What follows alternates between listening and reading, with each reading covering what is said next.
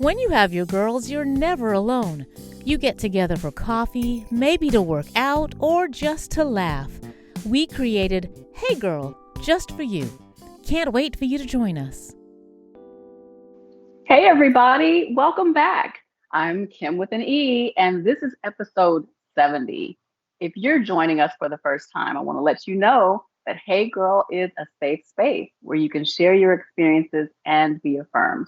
Let's face it, life can be complex and sometimes overwhelming. That's why we believe in the power of conversation. Because knowing we're not alone is what helps us get through. And I'm so glad that I'm not alone today. I have my girl with me. Hey, Yen. Hey, Kim. Hey, girl. Hey, welcome Hey. back. Yes, it's so good to be back.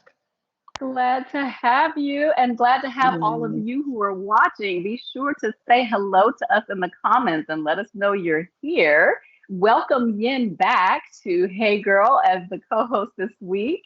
What's been going on, Miss Yeah. Yin? How has life Let been me treating you? life. Oh man. Yeah, You know what? I Life is know. life is a new normal. Life is a new normal. Things are good though. Yes, But thank you. um Yeah. yeah, what about you? How have you been? And we're Yeah, transitioning, right? Yeah, right. This whole transition, right, it's how do you like you said, it's the new normal. So it's right. settling in, I guess, but Yeah, there's still so much that's in flux. There's still so many. It's a little like deja vu all over again, right? Like it's in a lot true. of ways, it feels like last year with some Right, differences. But we know a little more about what we're dealing with, but then we still have this new Delta variant, and then there's these right. mandates that are going in place and then being pulled back and then back in place again. So it's just a Yeah. lot. It's a It lot. is. It is. It is. And I'm often reminded to stay on my toes, right? Like when you were saying, we think we know it all, or we know more now than we did last year at this time. But that can Right. change. It's still changing. So, next week we might need to do another shift. And in Right. particular, I'm talking about just school and I don't know if you even watched the news today or heard that, we have zero ICU beds left in the state of Alabama. I'm like, Oh, the whole state of I Alabama, I did not so hear that's that. yeah, so it kind of Yeah. requires a shift in just your what you're thinking and how careful you're trying to be and staying on my knees and praying, just so Man. yeah, like so I say, things are good in terms of, we're healthy, my immediate family is healthy, but we're still kind of in a new normal, Yeah. And you you really can't know? ignore the things that are swirling around you. Even if things are okay for Yeah, you in particular, you exactly. can't ignore all of the stuff that's in the news and all the new change, Yeah. all the things that are changing all the time. And Hmm. I'm interested in knowing from the audience as well, how has this going back been for you? Because it's like Yeah, we're going back kind of like, school is starting back. For many, school has right. started, some they'll be starting in the next week or two. I'm interested in knowing, put in the comments, guys, how has going back been for you? I had a Yeah. conversation with my daughter the other day. She's back in person, was super excited about going back, but it's not the same. There Right. is a difference, right? And so Mhm. she was complaining about how they have these new rules in place, particularly during lunchtime. So, right, rules are in place. They know they have to wear masks. They've kind of gotten used to Right. that. But there are particular times in the day when they expect to be able to have some freedom, to be able to Mhm. loosen up a little bit. Lunchtime being primarily what they look Yeah. forward to. And she said this week that they put in place some new restrictions because of concerns about the spread.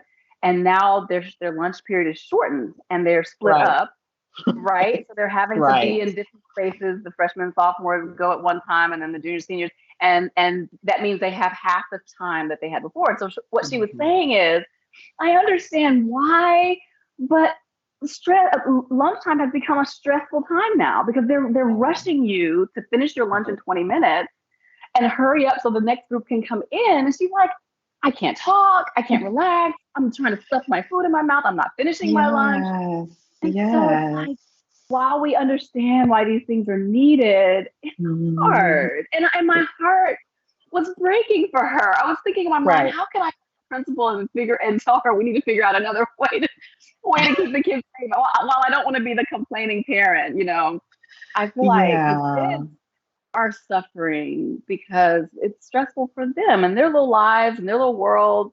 It's Things that true. are really important are being stripped away, one by Right. one, and it's Right. so And maybe that could be added in the comments. I'm also curious to know how parents have sort of talked their kids into this thing that we're talking about at school.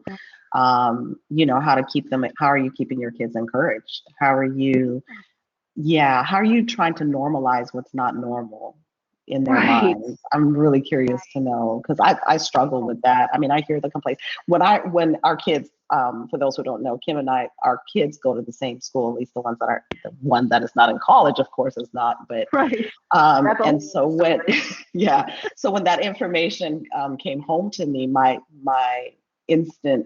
instantly I was like, wait, 20 minutes is not enough. That's not even long enough for a brain break. And how do you get out of the building to get to the lunchroom to do what you need to do?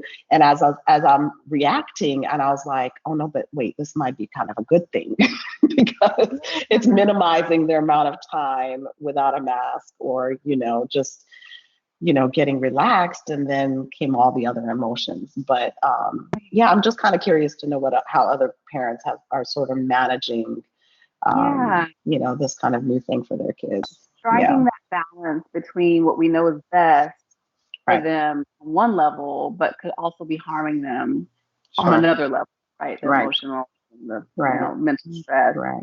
Right. So, interestingly enough, we've been talking about this very thing all month with our theme going back to school or Mm-hmm. going back, whatever that means.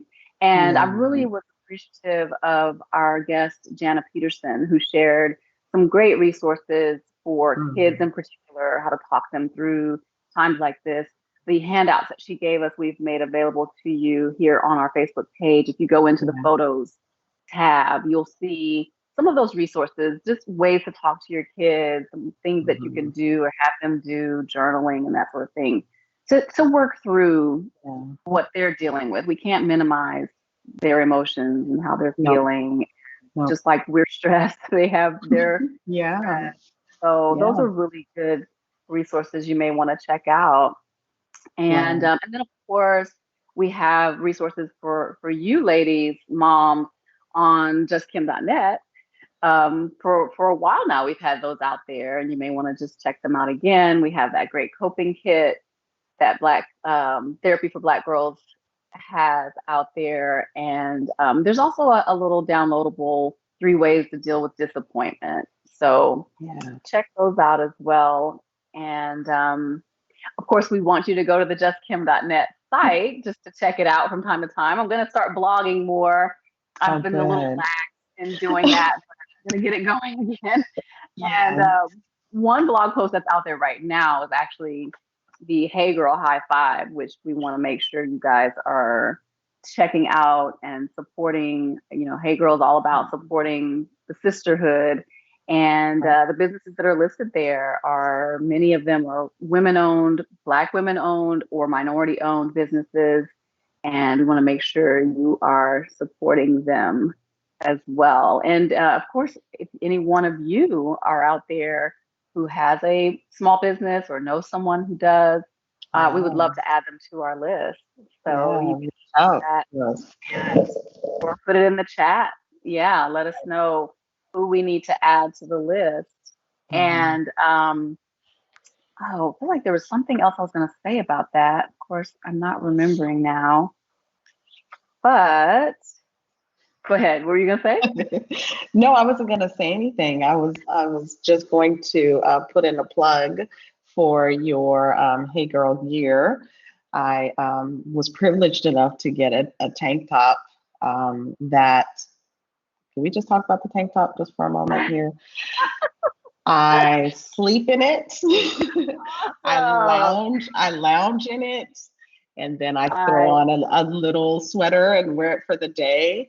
I Nice. should have probably gotten more than one, since I'm doing all those three things but check it out, guys. The material is great. It fits It well. is. Very cute, super cute. So just wanted to give a Oh, quick plug in for that. little plug for the Hey Girl store. Definitely. That's Yes. on just.net as well. If you Yeah. go to the website, you'll see the tab. Yeah, I have Yeah. one of the sweatshirts I got during when it Hmm. was cold. I got one of the sweatshirts and I was loving how soft it was. I was like, Right. yes, that's what you It's need. It's great. that soft Yeah. material. And interestingly enough, even something as small as that can be so comforting, right? Like Hmm. mentally and emotionally. Like when you put on something Yes. really soft, it Yes. definitely does something. It does. It definitely does. Definitely does. And I just also wanted to just remind everyone, as you're watching this, just go ahead and like and share, and tell your girlfriends about Hey Girl, and maybe even if you just share previous episodes, ones that have really made an impact on your life, just share, get the word, help us get the word out. Hey Girl. Yeah. Yeah. Hey girl. Yeah. Share it with your girlfriends. That's what it's all about. Yeah, And absolutely. I'm really excited about our guest for today. She's a girlfriend as well, and Yes, she's a powerhouse, which is she even is. more exciting. So She tell us is. about who she is. Yes. Let me Good. just share. I'm going to share my friend with you all today. Her Okay. name is, yes, Dr. Marissa Leslie. She is Assistant Medical Director of Psychiatry for Adventist Healthcare.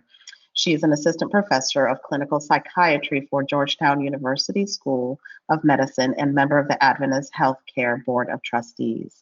She specializes in she specializes in treating depression and PTSD in children and adolescents with an academic interest in immigrant and refugee trauma. Dr. Leslie holds a Doctor of Medicine degree from Loma Linda University. She completed her residency in psychiatry at the Loma Linda University Medical Center and completed a fellowship in child and adolescent psychiatry at Children's Hospital of Philadelphia, University of Pennsylvania. She has worked with youth in her personal life as a big sister and youth club instructor as well, and believes in the ability of every child to thrive. I love that. And succeed with proper support and mentorship. Her goal is to educate people on the importance of attending to their physical and mental health, since both aspects of health contribute to wholeness and true healing. So please welcome Dr. Leslie to Hey Girl. Hi. Hey. Thanks for having Thank, me. Thank you. absolutely. Oh, Thank good you for to have joining you. us. Thank Yeah. you for inviting me. I really appreciate it. So Yes. I want to know how you two know each other because Ian, you connected me with Marissa. So you want to talk about how you two know each other? Go ahead, Marissa. They're Okay, both okay. smiling. Remember, Okay. yeah. Well, when I was in medical school at Loma Linda in Southern California, we used to have retreats for some of the students of color. We would go away to these beautiful mountains, and that's when I met Yen. I tried my best because I went to a historically Black college where some of the students went to the medical school. So I had to tell myself, branch out, don't just talk to people you know. And this beautiful soul, since you know her so well, is so Yeah, easy to talk to. And very. we chatted, and then we'd end up going out to eat and have a lot of heart to Yeah. hearts. And my Yeah. grandmother, who's now deceased, just loved her, just said, "How is my girl? I love her. I love her Oh, disposition." And so that's how we became friends. I love her dearly. yes. We actually Awesome. lived across the street from one another, right? While you were at Well, school and down I the was in street. school, Yeah, just down yeah. the street. Yeah. So, Those one I, bedroom houses. Remember those? yes. I Yeah, figured it must have been a Loma Linda connection when she said it Loma Linda. is. I was like, oh, that You're must be right. it. Yeah. Yeah. So, Well, fantastic. So tell me a little bit, since I'm getting to know you now and our guests, of course. our those who are watching would like to know more about you and your background. We heard a little bit Sure. in the bio, but give us a little bit about your personal background. Sure. Well, it's really interesting. It's rare for children to hold on to their childhood dream. You know, the career changes. And I would say that changed for me 3, 4, 5. Maybe I wanted to be a teacher, but at age 6, I knew I wanted to be a physician, and I did not stray from that. Maybe that makes me boring, but I still love what I do. And I think my Caribbean family, my mother's family's Haitian, I think them kind of pouring into me, when you're a doctor. I think that Yes. probably had something to do with it too. Right. But I come from a Caribbean Haitian background and also an African American background on my father's side. And I went to medical school, like I told you, and decided that, I didn't want to intervene with people when they're so sick they need surgery. But instead, I wanted to help prevent illness, and I wanted to help people that most people don't want to help. Mental illness has this huge stigma associated with it, and I wanted to help be a part of that solution and destigmatize it. So you heard that I like to work with immigrants and refugees, and I know that deep down that's from hearing the stories my grandmother and my grandfather shared about their years in Haiti. And so I'm just really drawn to immigrants. It's such a courageous, brave experience to leave your home country, Yeah. go to a new one, learn a new language. And so I really enjoy working with all people of all nationalities and challenges and struggles. Now you said your mother immigrated from Haiti. She did. She was 13 when she immigrated. And my aunt was 14. Yeah. Wow. And And the other part of me, I'm a wife. My husband and I work at the same healthcare system actually, and we have a 9-year-old daughter. okay. Yes. Yes. Well, So, Marissa, so we know the background, so we know your educational background and what you did your residency in and what you specialized in. So, what do you do now? What role as a physician what role are you in, I should say, as a physician? Well, I'm in the role of administrator, which isn't always a popular role, but it's a very necessary role. Healthcare has kind of shifted from the house call medicine, where you had that really close relationship with your doctor, to managed medicine. And so I'm a part of that.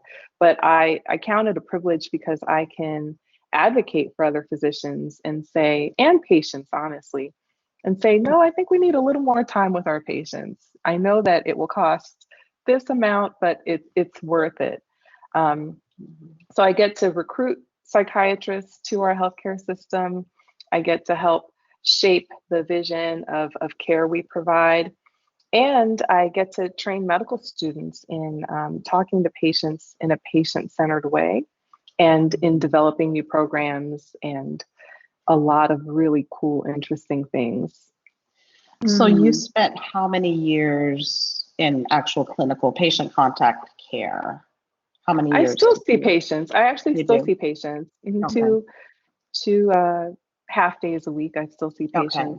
But when I started out, I saw patients my entire time for the first 2 years after I finished my training. And then shortly after, I was tapped for leadership by another woman of color, actually. And I've been blessed to report to a lot of leaders of color, which is a rare privilege and blessing. And they've really believed in me and poured into me. And that part's been really, really gratifying. See, there's that sisterhood again. I'm telling you, you gotta have a it. sisterhood. Yeah, I love it. yeah. I love it. So, do you in terms of the patients that you see, are you primarily seeing children, or do you see all ages? I see all ages, but my preference is to see children and adolescents because there's actually not that many child psychiatrists in the country. When I was training, there were about 5,000 to 6,000. Now there might be 8,000 due to efforts to expand the number of physicians and nurse practitioners who can see children and adolescents, as well as pediatricians who decide they'd like to do this later on. There's a pathway for them too.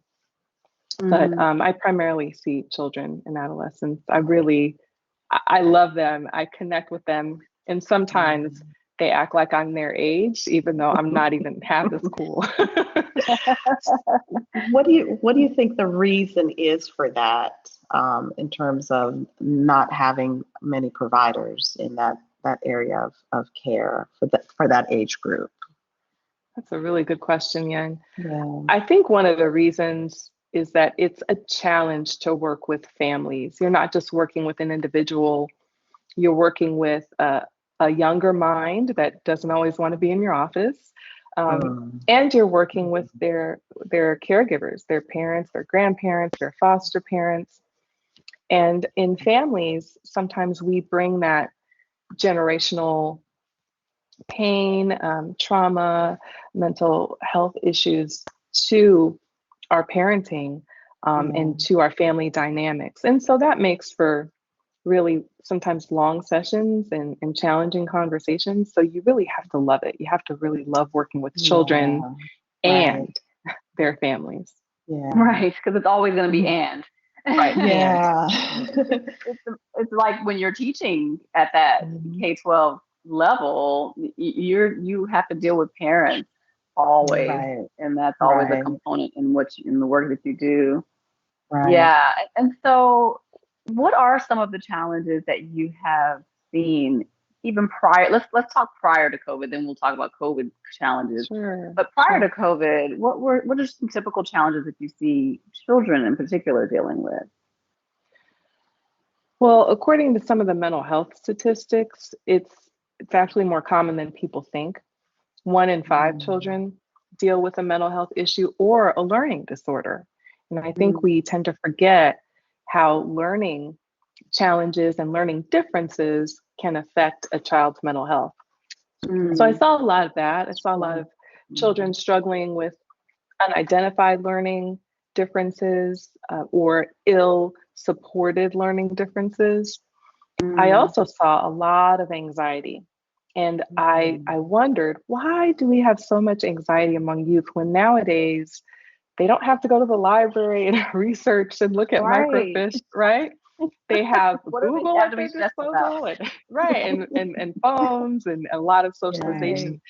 But it's a lot, it's too much. And sometimes when we're given too many options and too much access to the outside world via social media, the young mind and young emotional state it's not equipped to handle all of that at one time.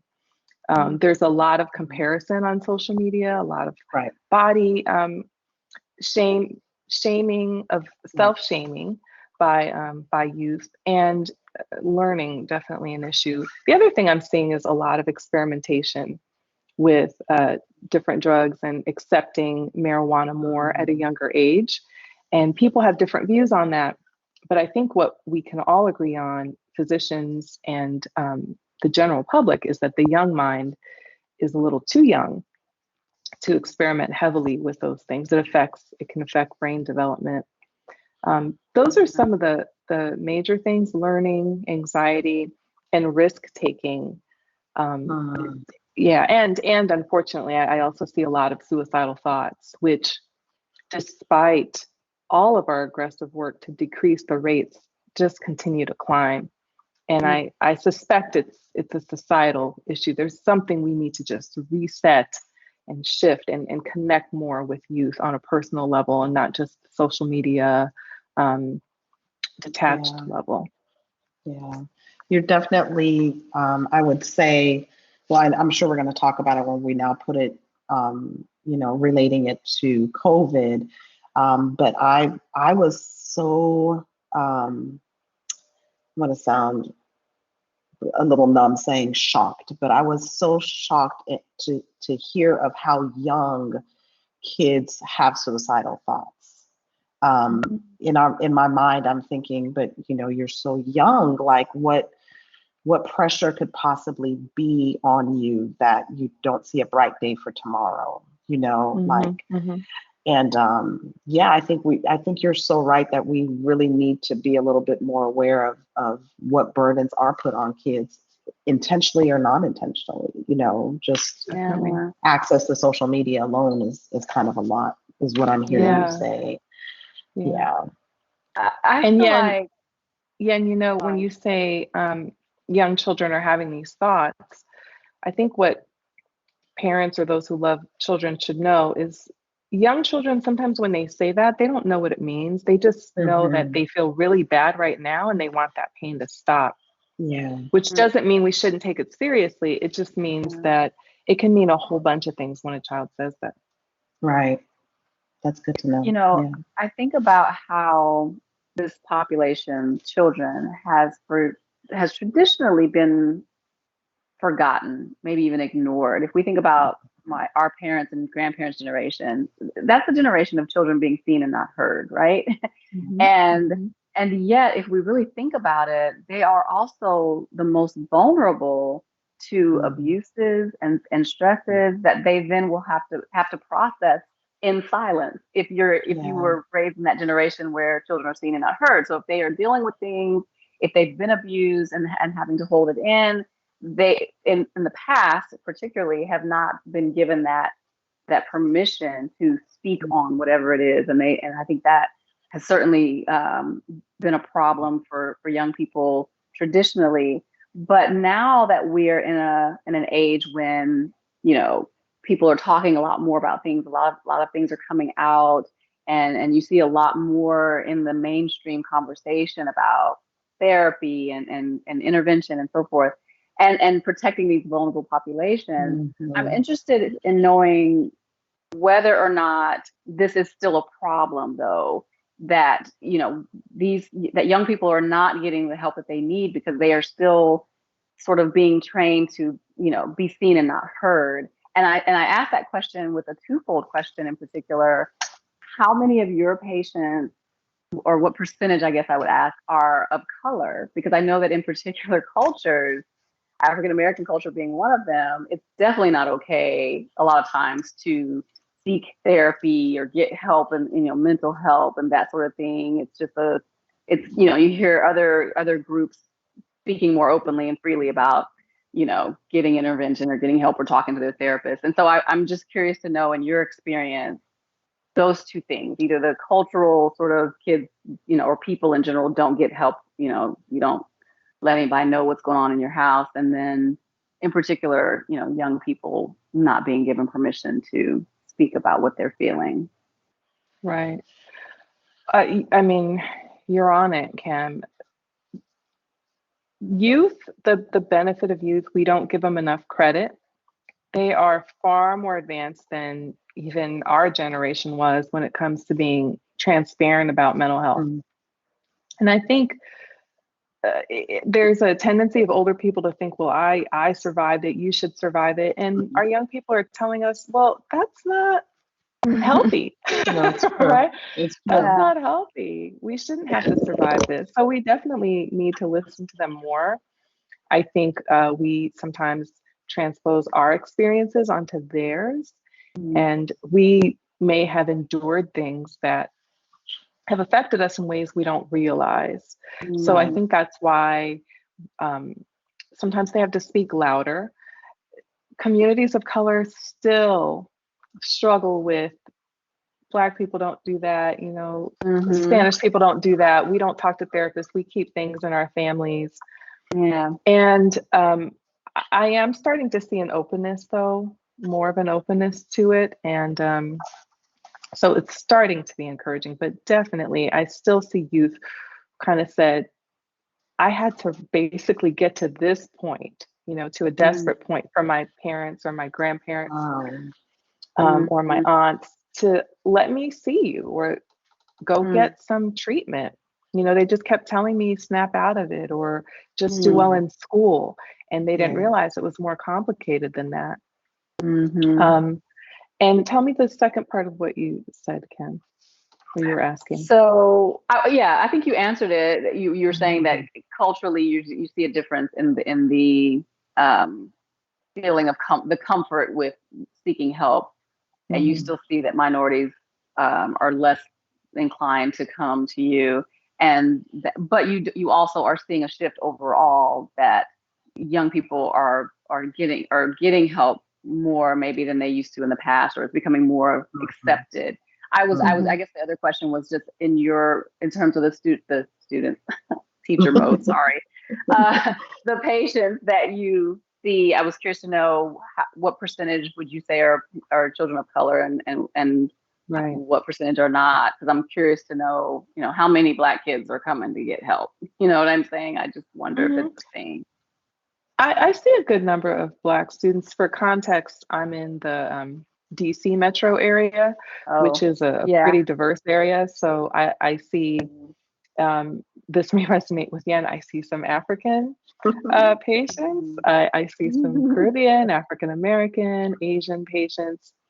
I think I still see more Caucasian patients than anything, but definitely it might be about 60-40, 60% Caucasian, 40%, Black and Indigenous people of color. Yeah. It might be about that breakdown, which is still good. Well, that is better than I would imagine. And then I wondered if access to healthcare or insurance benefits could also be preventative of some of the minority populations even being able to consider. There's layers, I'm sure. With the insurance, that's actually kind of a frustrating issue because lower income communities, which does not necessarily mean people of color, right? But when we talk about access, if you have Medicaid, it does increase access. But and private pay insurance actually limits some things you can get for mental health issues. But my frustration is that several of my colleagues, understandably so, they have a lot of loans. They only accept cash. And so if you're looking for a psychiatrist or a therapist, sometimes you may kind of hit your head against the wall because there are a lot of people, it's cash only, and they'll say, well, you can ask your insurance company for reimbursement. So I always recommend calling your insurance company and asking for that list, who accepts your insurance. Right. Oh, yeah. That's what I mean. I know that there's layers upon layers, Kim, like related to your question in terms of access. And then you get into sort of the cultural thing of maybe having a preference of wanting your psychiatrist or your counselor to look like you, because there's a bit of comfort that comes into that. But then we have a limited number of providers that are brown, that are working, that are providers for my insurance, or I think there's just so many layers. But Marissa, I would love to know how has COVID influenced everything that we just talked about? Right. How has it influenced your patient care, the type of cases that you're seeing now? What about even for individuals who have already established some anxiety and depression? What has happened to our children specifically during this COVID era? Yeah. Initially, when we kind of everything shut down in the US anyway, I thought, wow, our youth are super resilient. They're telling me, oh, I kind of like being at home and I'm getting used to it. There were some youth who really struggled, but I'll tell you, the socially anxious youth actually did a little better at first. And those who were being bullied did a little better at first. But then it just seemed to amplify, because if a child had a learning difference or learning challenge, that didn't go away. They now had to wake themselves up at a certain time, and they may have had less time to get ready, but they still had to navigate the technology and have the wherewithal to say, oh, my camera's not working, or this app isn't working. They started to give up because they couldn't just ask the teacher for help as easily. Right. So I saw a lot of children with attention deficit and other learning differences really struggle and just fall further behind. I saw youth whose parents or caregivers had their own challenges, and where school was a safety net. And that's what I really realized. School is such a safety net. Just kind of not log on to school, and the parent saying, I don't know how to make them log on. So COVID has just amplified the inequities, the challenges, the obstacles that our youth face. And then over time, I started to see some hopelessness. I would ask, what are you looking forward to? And initially I'd hear, oh, I'm going to have a Zoom party with some friends, or I'm looking forward to this and that. And then most of the youth I treat started saying nothing. It's just the same week, the same day, over and over. Yeah. So it has been a major challenge for our youth. I don't have to tell you that. You're seeing it. And we really need to applaud them and love on them and just help them get through. And no, look, don't run this race. Don't think, well, I fell behind and it's over. Just run your own race and start one step at a time, getting back into in-person school and the academics you're used to. Yeah. Everything you just said, I absolutely can identify with. And with my youngest daughter, she was cool at first. It was okay. She's an introvert. She was good with being home. It was, there was a lot of good things about that. But then, like you said, it was like, while in certain ways things were good, there were new things that popped up that we didn't anticipate. And so it's like there's new problems. As the old problems were getting better, there was new problems introduced. And then I did absolutely hear her say, after a while, it was that kind of despair and hopelessness. What's the point? Every day is the same. I'm just in my room all day. I come down to the kitchen and get a snack and I go back to my room. So it was literally that very thing.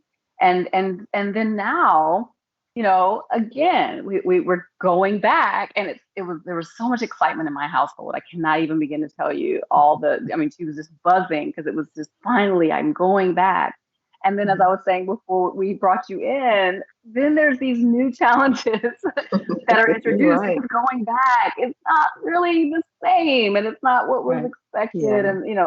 And so I wonder, what advice do you give to parents? You said that you have to sort of do therapy for the whole family. So help us as parents to kind of know what it is that we can do for our kids to help them navigate these waters that we ourselves are struggling through. And maybe I should just let you answer that first. But I guess the follow-up to that is, and also, when do we know when we should really seek help, when it's gone beyond what we as parents can do alone? Both really good questions. We can support our youth by, one, listening to them. We started the conversation by kind of talking about how we haven't historically listened to youth. We can listen to what their concerns are. We may think they're concerned about something, and they're concerned about something completely different, right? So listen to them. I know some of the youth, in our house, not a lot of movement during virtual school, some weight gain and some unhealthy eating habits. So if that's the concern of theirs, listen to that, encourage healthy eating, model it, encourage healthy sleep cycles, and support them gradually. So one thing we've done in our own home, I wouldn't say we're an overscheduled family, but if the child says she's interested in it, we're like, all right, try it out. And so we found several nights of the week were filled with cheerleading and tutoring.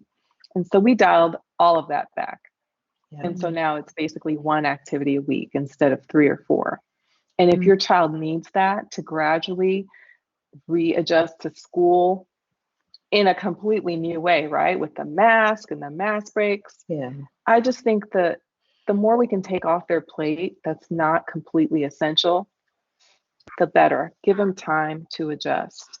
And please remind me of the second question. It's like a theme. When do you know as a parent that it's more than that? Like, it's more than what you as a parent can do. Like, there's something bigger than that, in just having too many things to do after school on their plate. When the red flags that parents should look for to know that they should seek help from a professional.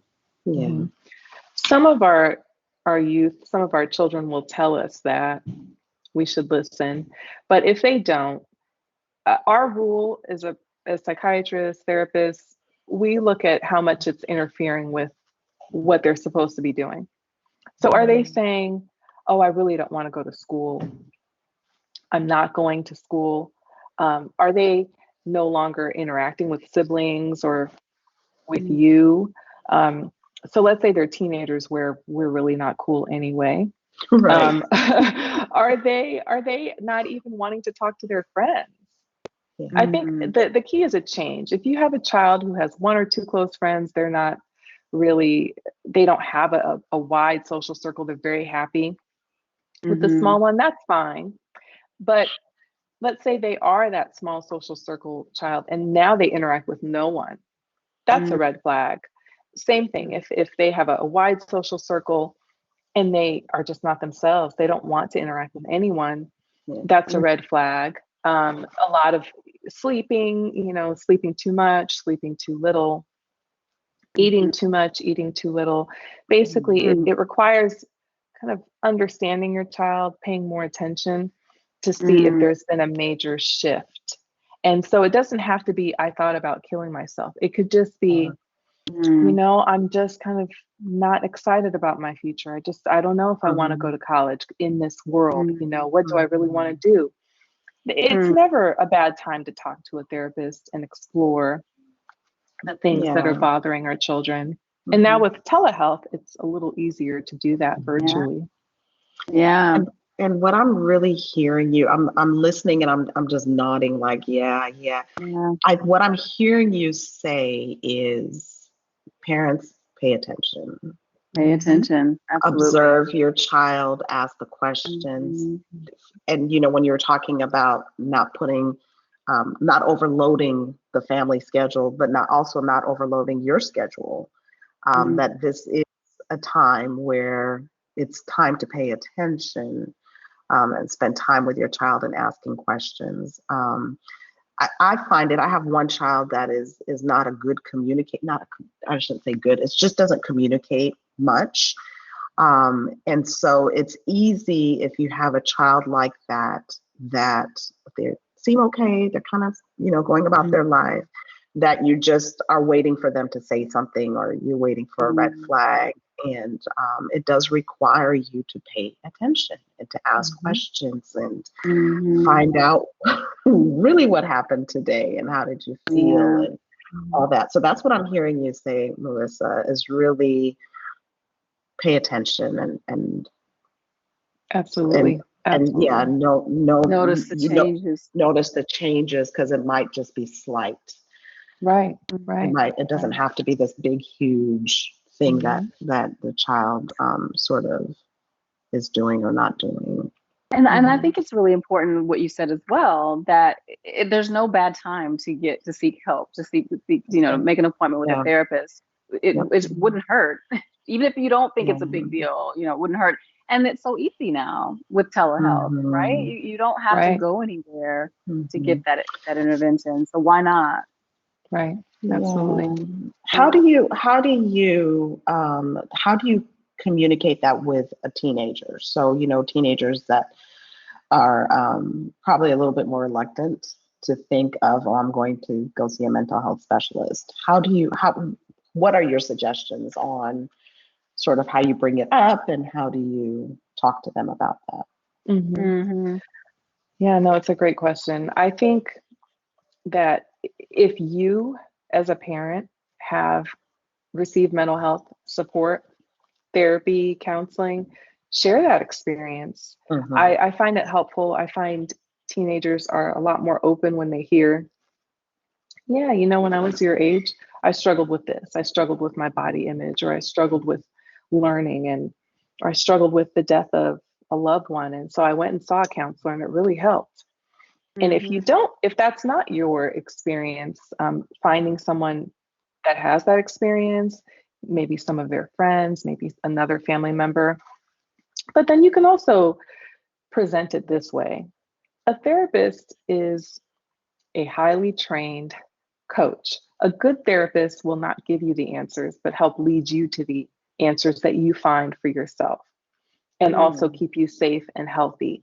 And coaches are well respected by teens. I'd like to think even teens who aren't into athletics, some people are in drama or choir. We all need someone to help us see the things we can't see about ourselves and fine tune how we do things. And so why not fine tune how we live life and how we think about ourselves, and how we have relationships.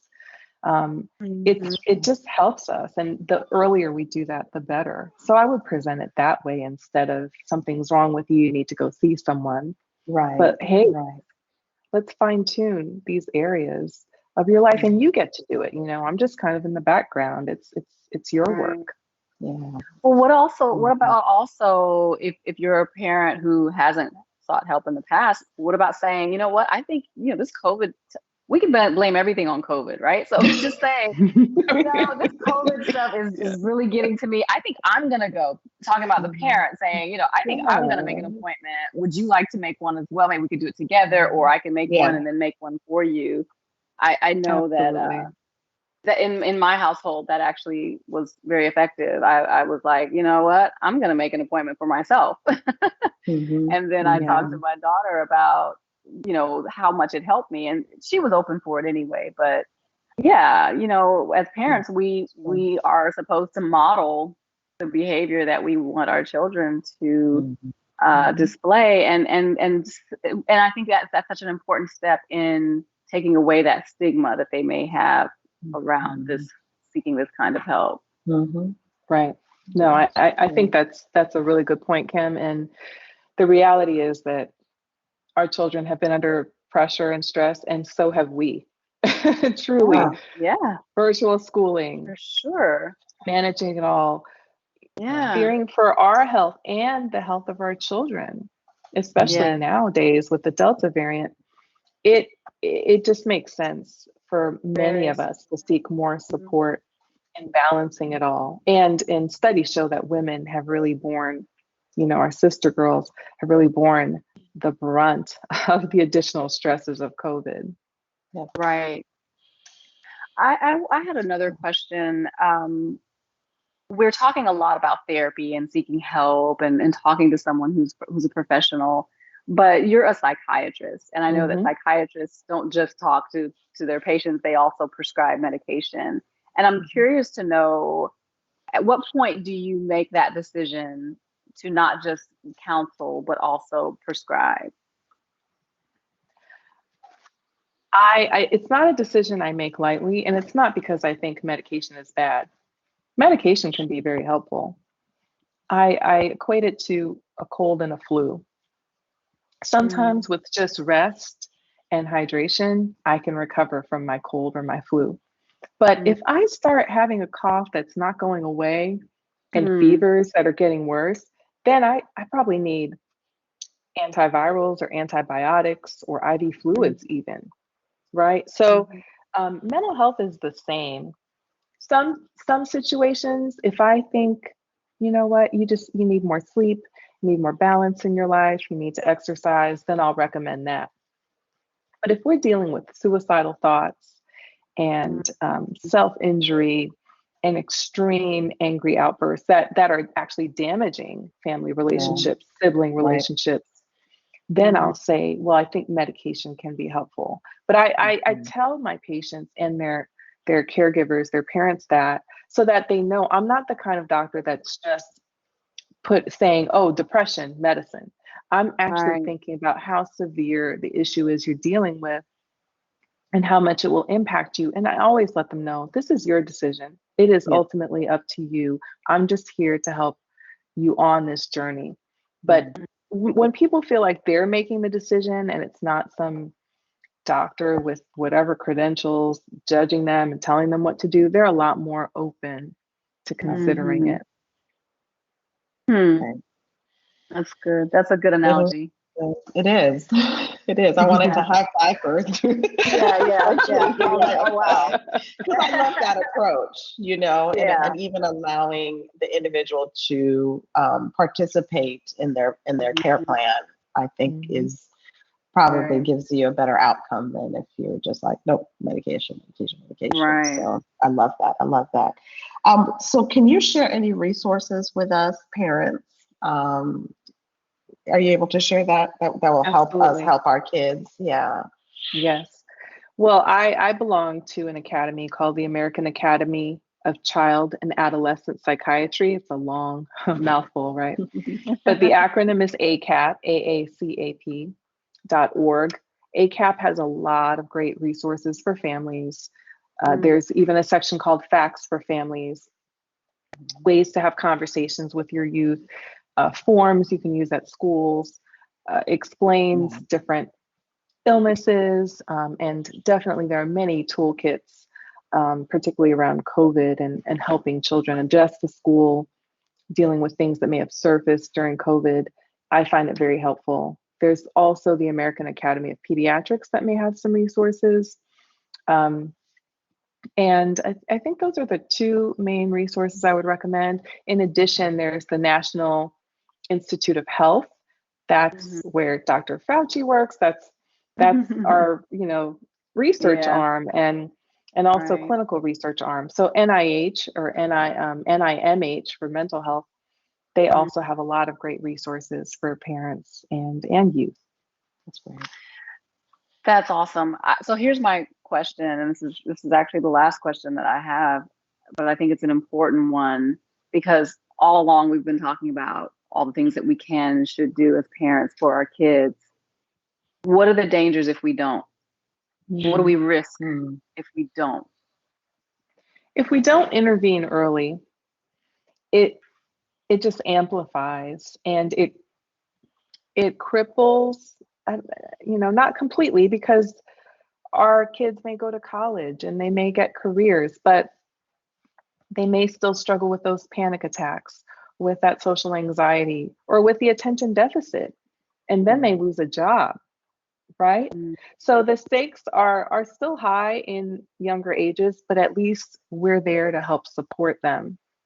The stakes are much higher when it is affecting your livelihood, your income, your marriage, your parenting. When we can address these issues earlier, it shapes how we live life, how our children decide to live life. It also helps them to be more open to seeking help if things resurface again. Substance use is a huge risk because untreated mental health issues can lead a lot of times to substance misuse beyond experimentation. It can lead to low self-esteem. It can lead to a really dark outlook if it's depression. And it can lead to really stunted potential. Our youth they have so many great talents. And so don't we want them to utilize every tool at their disposal to achieve and to thrive and to live abundant life? Right. Yeah.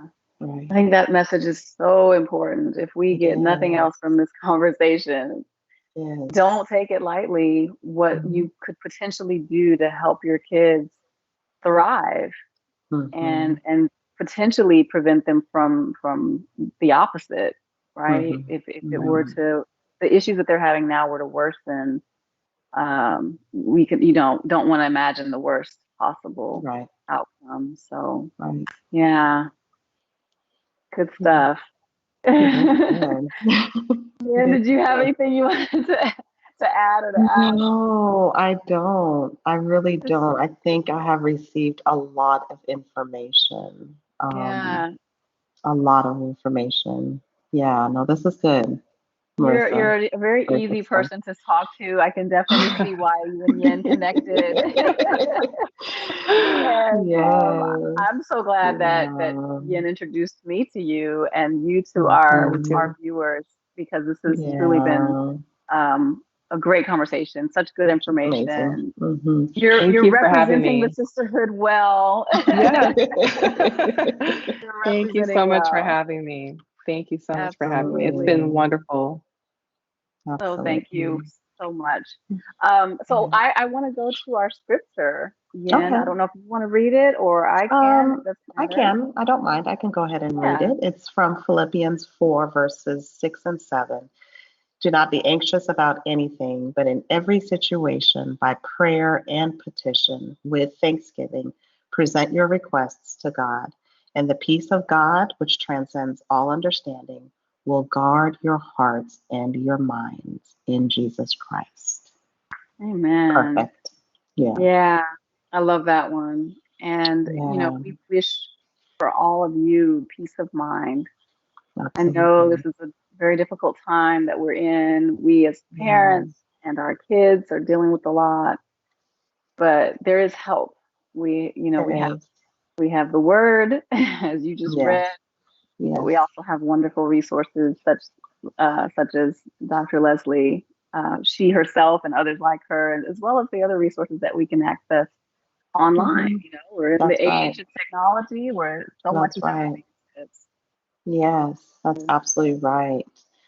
And just not to, the feeling that I'm having right now is just not to have feelings of despair or being, too over, like help is available.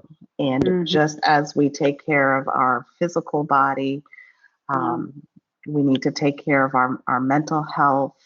And that goes for our children too. We're always telling, well, at least in my house, we're like, go outside, go play basketball, go do this, because we're thinking about the physical health. And with the same intent, we need to go after their mental health, even if it's preventative, even if all is well.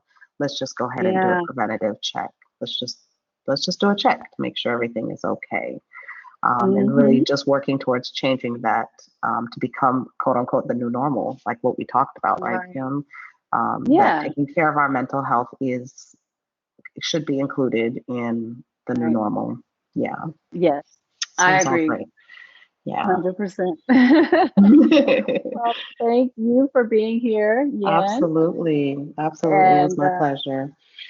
And thank you to all of you who joined us this week. We hope that you were blessed and that you got some information that you needed.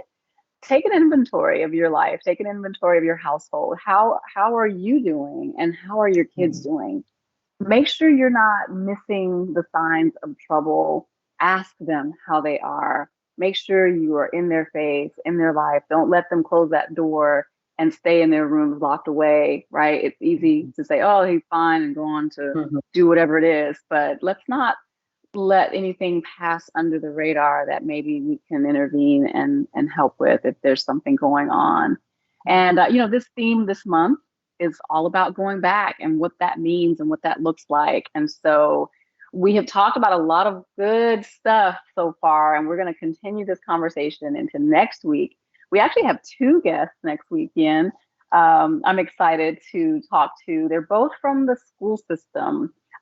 Summer Woods is the principal of F.H. Jenkins Preparatory School in Nashville. And my friend Melanie Williams, who's a social worker in the school system in North Carolina.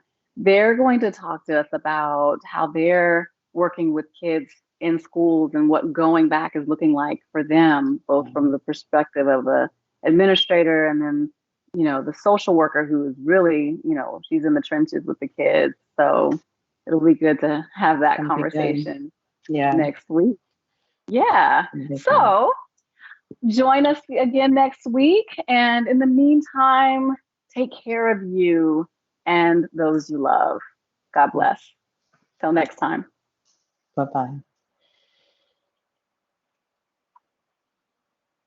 Hey girl, summer's over. Are you ready to go back? Back to school, back to life, or back to a new normal? If not, that's okay. We'll get through it together. Join us Saturdays in August as we work through what it means to go back. Only on Hey Girl, Saturdays at 5 on Facebook Live.